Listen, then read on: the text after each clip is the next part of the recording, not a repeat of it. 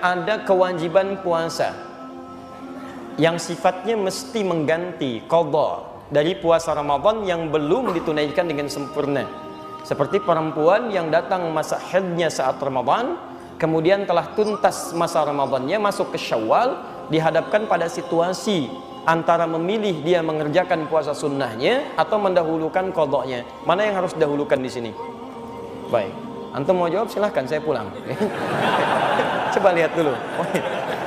Kita bukan main tebak-tebakan di sini ya. Kita harus kembalikan ke dalil dulu. Baik. Lihat sini, di sini ulama terbagi dua pendapat. Pendapat pertama yang mutasyaddid, yang sangat ketat. Ulama menyampaikan jika terjadi dua situasi, antum punya kewajiban qadha, baik perempuan yang tengah haid pada saat Ramadannya atau pria yang punya persoalan kemudian dia mesti mengqadha karena sakit atau yang lainnya, bertemu di bulan Syawal, ingin memilih antara Syawal dengan qadhanya yang wajib, maka pendapat ulama pertama dahulu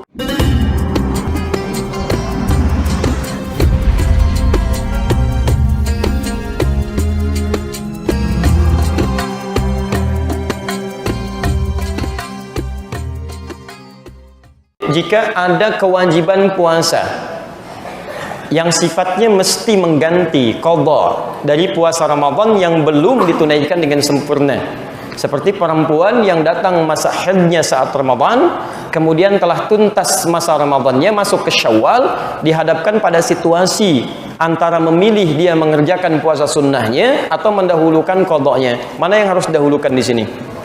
Baik, antum mau jawab silahkan, saya pulang. Coba lihat dulu. Kita bukan main tebak-tebakan di sini ya. Kita harus kembalikan ke dalil dulu. Baik. Lihat sini, di sini ulama terbagi dua pendapat.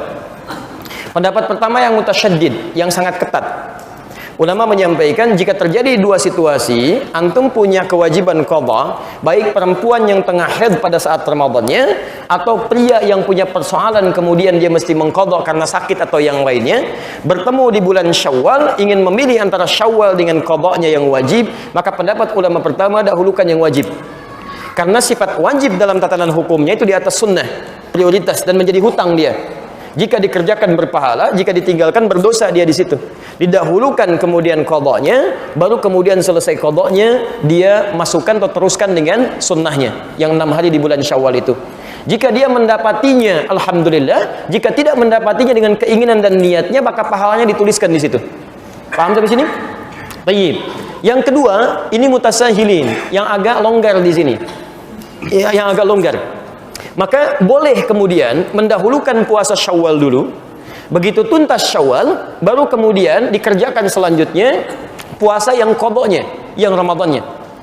Apa pertimbangannya? Dua hal. Pertama, ayat Qur'annya menunjukkan di Al-Baqarah ayat 184 itu, lihat kalimatnya ayyaman ma'dudat. Faman kana minkum maridha aw 'ala safarin fa iddatun min ayyamin ukhra. Puasa tunaikan di beberapa hari yang ditentukan, bulan Ramadan. Tapi kalau Anda sakit yang tidak memungkinkan puasa atau di perjalanan yang menyulitkan puasa, silahkan ganti puasa yang tidak bisa ditunaikan itu di hari-hari lain. Ketika menyebutkan hari-hari lain, kalimatnya menggunakan ukhar, jamak dari kata akhar. Jamak dari kata akhar itu ada dua, satu ukhra, kedua ukhar. Kalau ukhra itu sifatnya terbatas, tapi kalau ukhar sifatnya luas. Maka Sayyidah Aisyah radhiyallahu taala anha itu pernah beliau mengqadha puasa di bulan Sya'ban ketika akan bertemu dengan Ramadan selanjutnya. Maka di sini dijadikan dalil kalau ada orang ingin mengejar Syawalnya dulu, diperkenankan dan dia bisa melanjutkan untuk qadha puasa di hari-hari yang lain pasca bulan Syawalnya. Paham sampai sini? Nah, tapi dari dua pendapat ini, saya pribadi lebih condong pada pendapat yang pertama. Apa timbangannya? Timbangan pertama, hukum mengqadha itu sifatnya wajib. Karena ayatnya mengatakan fa'iddah, hitung bayar, menggunakan fa. Fa itu menunjuk huruf yang cepat tanpa jeda. Jadi begitu selesai, Anda punya kemampuan mengqadha, langsung qadha. Yang kedua, ini yang jadi masalah. Ketika Anda menunda untuk mengerjakan, masalahnya apakah Anda bisa memastikan Anda hidup sampai batas penundaan itu? Ini poinnya. Kita tidak bisa memastikan. Bahkan ada orang yang ingin taubat saja ketika mau masuk ke ta'lim, baru mau berangkat, Pak, di tengah jalan meninggal. Itu ada di Quran surah keempat, An-Nisa ayat 100. Wa may yuhajir fi sabilillah yajid lahu fil ardi muraghaman katsiran was'ah. Wa may yakhruj min baitihi muhajiran ila Allah wa rasulih thumma yudrikul maut. Ada orang ingin berubah dia, ingin berhijrah, lebih baik dalam pandangan Allah dan Rasulnya, baru berangkat untuk berubah. ya dalam masa lalu itu, maaf, ada yang sampai bunuh 100 orang, pernah mabuk, pernah berzina, dia pengen berubah. Lalu dia berangkat ke majelis ilmu, ingin merubah dirinya. Ada sentuhan dalam dirinya. Tiba-tiba belum sampai ke majelis ilmu, di tengah jalan dia meninggal. Jaraknya cuma sejengkal. Lebih panjang ke tempat tujuannya. Maka Masya Allah, pahalanya dituliskan oleh Allah, surga baginya. Faqad waqa'a ajruhu 'ala Allah. Berangkatnya dihitung sebagai tobatnya, langkahnya dihitung sebagai ikhtiarnya, maka dituliskan pahalanya. Faqad waqa'a ajruhu 'ala Allah. Anda bisa kebayang nggak? Pernah bunuh 100 orang, sering berbuat maksiat, dari mabuk macam-macam. Dia pengen tobat. Dia berubah, belum sampai ke majelis ilmu, diampuni dosanya, dia meninggal dunia. Nah, syahidnya, mohon maaf, kaitan dengan kita pembahasannya adalah, lihat kalimatnya, jika orang ini saja tidak bisa memastikan kapan dia wafat, maka bagaimana dengan Anda yang berinisiatif untuk menunda qadanya? Apakah Anda bisa memastikan Anda hidup sampai selamanya? Belum tentu.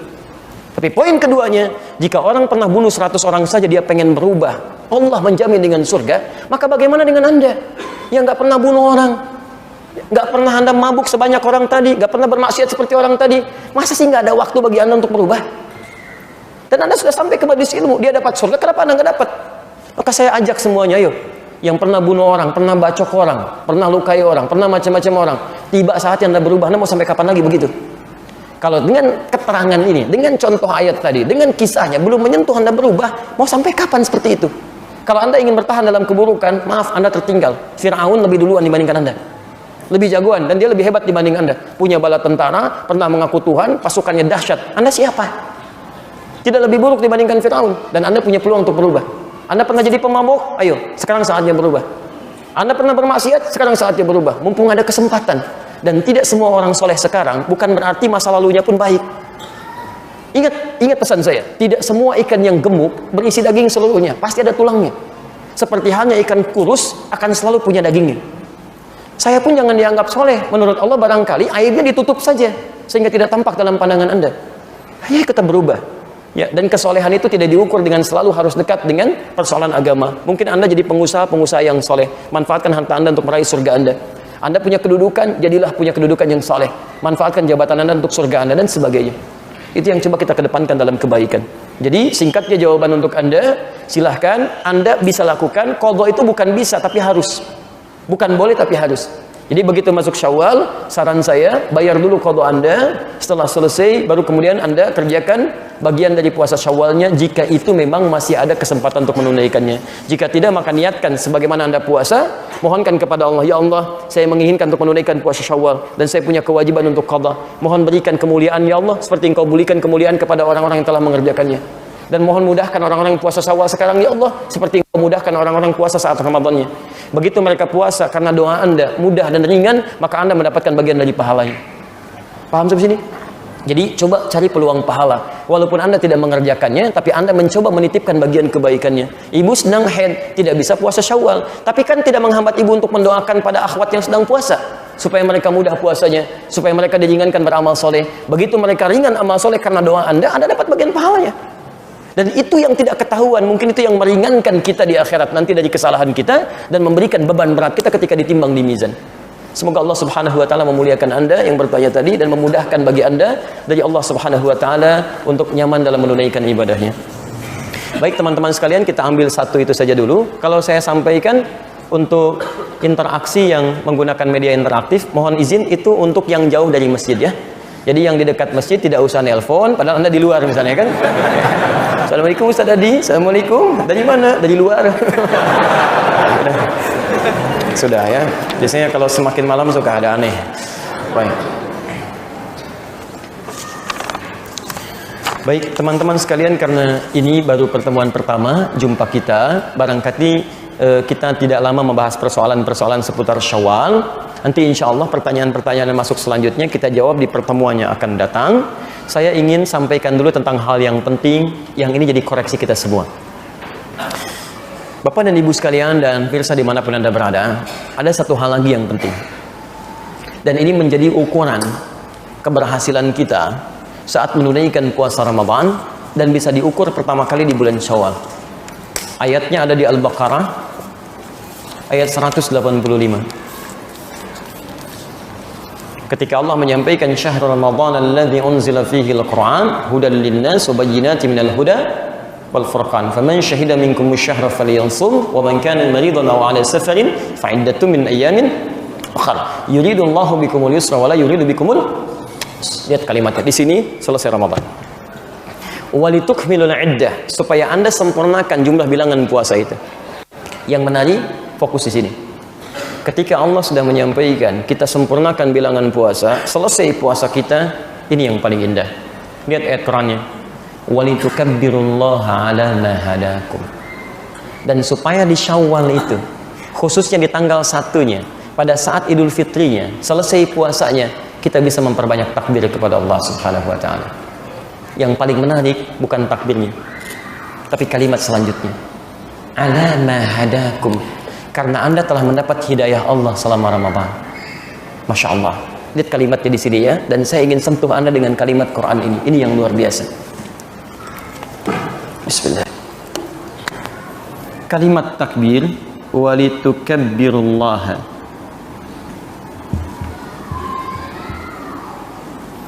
Walitukabbirullaha. Ini poinnya. Ala ma hadakum.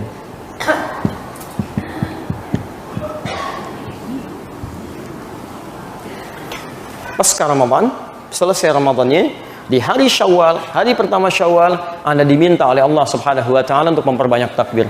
Bukankah selesai Ramadan, bahkan saking tingginya keinginan takbir ini, jangankan besoknya, bukankah maghribnya aja Anda udah takbir? Malamnya Anda sudah bertakbir? Bukankah kita mengucapkan Allahu Akbar, Allahu Akbar, Allahu Akbar, dan seterusnya? Perhatikan, yang paling indah, ketika Anda mengucapkan kalimat takbir ini, Allah menyandingkan dengan kalimat ala ma hadakum, atas hidayah yang telah Allah berikan kepada Anda selama Anda di bulan Ramadan. Allahu Akbar. Jadi pertama, kita mesti paham bahwa saat Ramadan itu semua hamba Allah diberikan petunjuk, diberikan hidayah oleh Allah Subhanahu wa taala. Jadi alasan lisan kita bisa bertakbir itu bukan karena kita pengen bertakbir, tapi salah satunya ada hidayah yang telah Allah tanamkan dalam diri kita dan dilatih selama Ramadan. Dan tahukah Anda bahwa di antara makna hidayah itu ketika disebutkan di Quran adalah perubahan, bimbingan Allah yang merubah kita menjadi lebih baik. Jika disebutkan kalimat hidayah di Quran, salah satu maknanya adalah bimbingan Allah Subhanahu wa taala yang merubah kita, yang merubah seorang hamba menjadi lebih baik. Silahkan cek. Jadi kalau orang sudah dapat hidayah, dia punya tekad untuk berubah. Dan dia tidak peduli walaupun tantangannya sedemikian berat, dia mencoba untuk berubah. Antum pernah dengar kisah Ashabul Kahfi? Yang para pemuda itu, bukankah tantangannya berat? Diancam begini, diancam begitu, tapi karena sudah mendapat hidayah, mereka memilih untuk mendekat kepada Allah. Walaupun harus tinggal dalam gua, kungkungan yang sempit. Orang-orang yang dapat hidayah, walaupun dia mesti meninggalkan kemewahan, meninggalkan banyak hal, ada ancaman, dia lebih tenang berada di tempat yang sempit karena dekat dengan Allah Subhanahu wa taala. Dia lebih tenang kemudian menjalani rezeki walaupun kelihatan lebih sempit dari sebelumnya, tapi mendapatkan ketenangan di dalamnya. Yang paling menarik, ketika Ashabul Kahfi tadi tinggal di kahf di guanya itu, ini yang paling menarik. Kemudian turunlah ayat yang menyebutkan kalimat hidayahnya. Ayat ke-13-nya, Quran surah ke-18 ayat 13. Nahnu naqussu 'alaika naba'ahum bil haqq.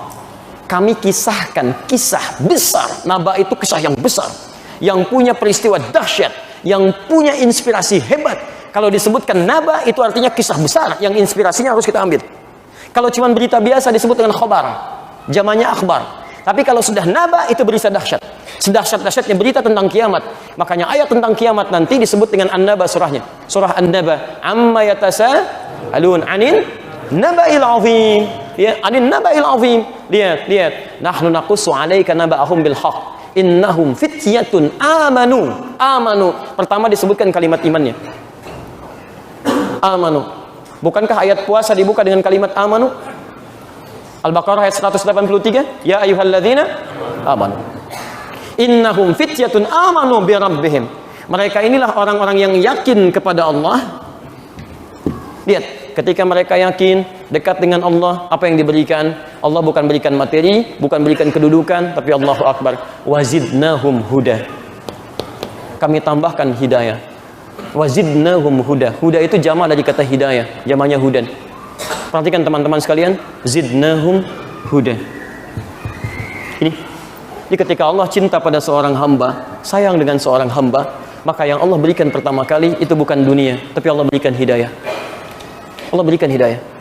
Jadi ketika kita saat Ramadan diberikan oleh Allah hidayah, diberikan hidayah, Allahu Akbar, itu tandanya Allah masih sayang dengan kita.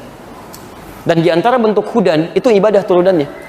Lihat tafsirannya Al-Baqarah ayat 2 sampai dengan ayat 5. Dzalikal kitabul la raiba fih. Kemudian hudan lil muttaqin. Apa yang jadi hudan? Quran. Bukankah di Ramadan kita baca Al-Quran? Bukankah di Ramadan kita membahas Al-Quran? Bukankah tiap malam kita dengar kultum yang bersumber dari Al-Quran? Ditafsirkan kemudian, disampaikan kemudian. Bukankah Quran disebut dengan hudan? Syahrul Ramadan alladzi unzila fihil Quran. Hudan. Ini selama Ramadan, tanpa kita sadari, ternyata Allah turunkan rahmatnya, Allah bimbing kita untuk berubah. Antum sebelum Ramadan, jangankan sholat sunnah, sholat fardu kadang-kadang tertinggal, perasaan masih biasa. Begitu Ramadan, jangankan fardu, ketinggalan sunnah sudah gelisah. Bukankah antum ketinggalan tarawih, nggak tenang tidurnya? Itu kan sunnah. Maka pertanyaan Qur'annya, izin ya, pertanyaan Qur'annya, kalau Allah sudah berikan antum hidayah, sampai lisan antum bisa mengucapkan kalimat takbir, pembuka hidayah, maka apakah dengan semua nikmat itu belum mampu mendorong kita untuk berubah? Itu poinnya. Sampai kapan gitu kan? Ini Allah sudah mudahkan, dan ini nggak mudah loh. Bisa mengucapkan kalimat Allah Akbar itu nggak mudah. Demi Allah saya katakan nggak mudah. Sedahsyat-dahsyatnya Fir'aun, nggak bisa dia mengucapkan itu. Silakan tuh lihat kisah Fir'aun. Quran surah ke-20 ayat 43 sampai 44. Itu Fir'aun tuh orang paling jahat di muka bumi yang disebutkan di Quran. Hobinya itu bunuh orang. Yang dibunuh bukan orang biasa, bayi pak, bayi. Quran surah 2 ayat 49. Wa idh najjaynakum min ali fir'auna yasumunakum su'al adzab. Pernahkah anda dengar kisah? Kami kisahkan tentang orang-orang yang kami selamatkan. Ya pada masa Fir'aun dengan kekejaman mereka yang dahsyat. Fir'aun dan koleganya, lihat, yasumunakum su'al adzab. Kalau mau nyiksa, siksaannya begitu pedih. Yudzabbihuna abna'akum. Yudzabbihun diterjemahkan dengan menyembelih. Tapi antum masih tahu, ada nahara, ada dzabaha, ada dzabbaha. Itu beda. Kalau penyembelihan menggunakan nahara, inna a'tainakal fasholli li rabbika. Nah, wanhar itu nyembelih kurban, yang disembelih itu unta. Kalau nahara itu sembelihan untuk unta, karena saat disembelih dia tidak dijatuhkan. Nahara itu menyembelih yang hewannya tidak dijatuhkan, langsung seketika saat berdirinya. Jadi kalau antum lihat unta disembelih, saya bermohon pada Allah mudah-mudahan yang belum haji, belum umrah, insya Allah disegerakan oleh Allah. Nanti antum main ke Kakia, ke Hudaibiyah, di situ nanti ada peternakan unta, lihat bagaimana cara disembelih, tidak dijatuhkan, langsung seketika. Tapi kalau hewannya dijatuhkan, kalimatnya berubah dari nahara jadi dzabaha begini. Dzabaha. Fokus lihat sini ya. Tapi baknya tanpa tasydid. Dzabaha. Kata Nabi, "Idza dzabahtum fa ahsinu dzibha." Kalau anda mau sembelih hewan, baguskan sembelihan. Dzabaha itu hewannya dijatuhkan dulu. Sapi, kerbau, kambing, domba, dan sejenisnya. Kalau mau disembelih, jatuhkan dulu. Dan Nabi ketika mengatakan ahsinu dzibha, cara menjatuhkannya pun nggak boleh melukai. Nggak boleh, 1, 2, 3, banting. Banting, Masya Allah, kau main apa aja.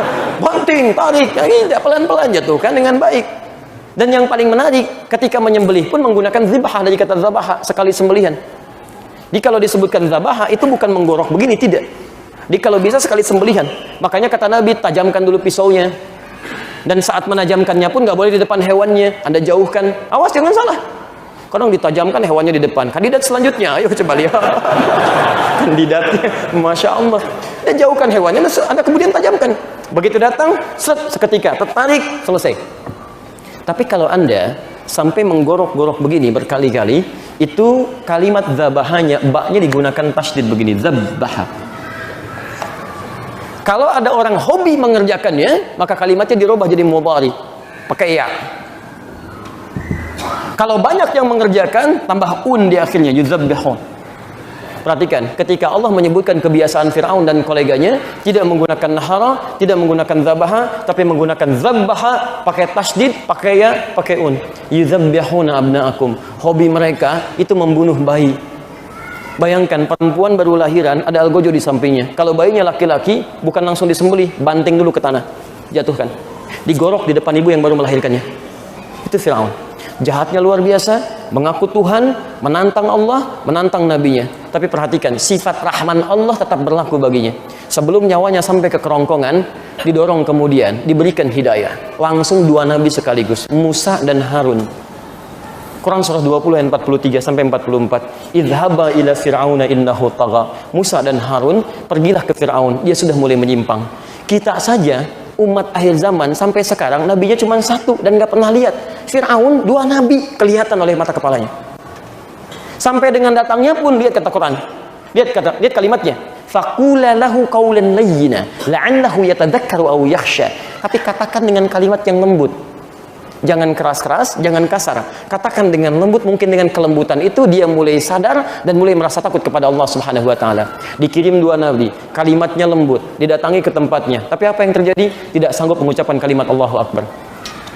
Sampai kemudian di ujung masa hidupnya, dalam keadaan sakaratnya, baru dia berucap dan sudah tidak ada faedahnya. Anda yang tidak seburuk Firaun, tidak mengaku Tuhan, tidak menantang Allah. Saking sayangnya Allah kepada Anda, tidak harus dikirimkan nabi baru untuk membuat lisan Anda mengucapkan Allahu Akbar. Begitu selesai Anda menunaikan puasa, Anda yang serius, yang belum serius, yang belum maksimal, bukankah lisan Anda mengucapkan Allahu Akbar, Allahu Akbar, Allahu Akbar? Sadar atau tidak sadar, begitu lisan Anda masih mampu mengucapkan kalimat Allahu Akbar, itu hidayah yang telah Allah berikan menginginkan Anda berubah jadi orang baik. Kalau Anda sudah bisa mengucapkannya, itu tanda kasih Allah. Tinggal kita kemudian membuktikan bahwa kita bisa berubah.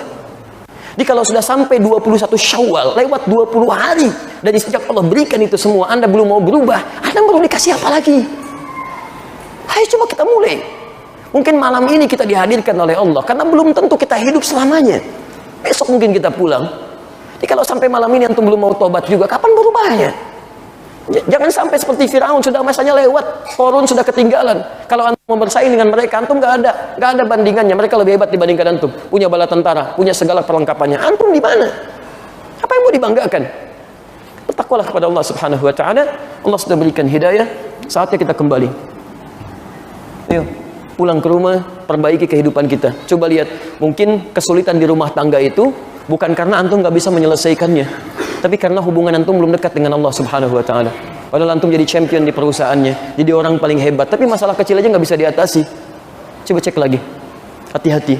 Nah, teman-teman sekalian, saya ingin berikan inspirasi. Masa kita yang sudah lama berislam, dalam kebaikan, kita nggak mau berubah? Di antara mana hidayah adalah Quran. Di antara mana hidayah adalah ibadah. Di antara mana hidayah adalah mendengarkan kalimat-kalimat yang baik, ta'lim dan sebagainya, dan berubah pada hidup kita. Saya mau tunjukkan pada Anda, kalau Anda serius untuk berubah, sangat mudah bagi Allah membuat Anda lebih mudah untuk mengenali agama Anda.